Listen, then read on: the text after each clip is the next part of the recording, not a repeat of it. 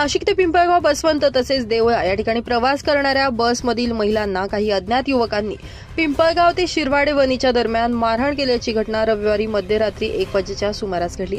दरम्यान या सदर महिलांनी बस पिंपळगाव पोलीस ठाण्यात आणून याबाबत तक्रार दाखल करा असा आग्रह धरला. यावेळी पोलीस ठाण्यात या घटनेची नोंद करण्यात आली. नाशिक ग्रामीणमध्ये महिला सुरक्षित नाही, बसमध्ये देखील गुंडागर्दी वाढली की काय असा सवाल या महिलांनी उपस्थित करत त्यांचा बंदोबस्त करावा अशी मागणी केली.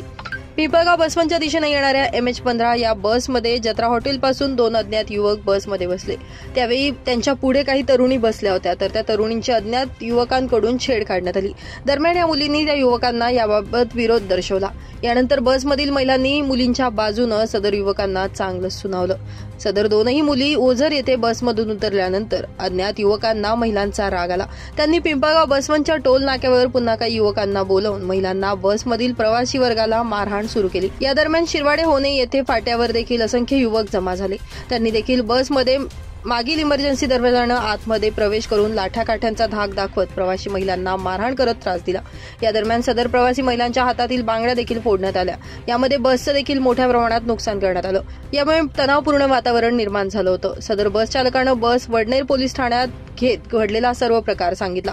मात्र सदर घटना वडनेर पोलीस ठाण्याच्या हद्दीत झाली नाही, तुम्ही पिंपळगाव पोलिसात तक्रार द्या असं सांगत वडनेर पोलिसांनी जबाबदारी झटकली. यामुळे पुन्हा सदर बस प्रवासी वर्ग पिंपळगाव पोलीस ठाण्यात दाखल झाले. दरम्यान पिंपळगाव पोलिसांनी घटनेचा आशय बघता मुलीची छेड काढली म्हणून हा वाद झाला.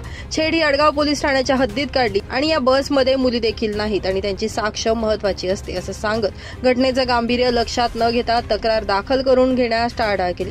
मात्र प्रवासी वर्गानं आम्ही सर्व देवळ्याचे असून आम्ही देवळा पोलीस ठाण्यात तक्रार देऊ, त्या ठिकाणी तक्रार घेतली नाही तर आमदार आहेर यांच्याकडे तक्रार करू असं सांगितल्यावर फक्त NC दाखल करत सदर घटनेवर पोलिसांनी पडदा टाकला. ब्युरो रिपोर्ट, नाशिक माझा न्यूज, नाशिक.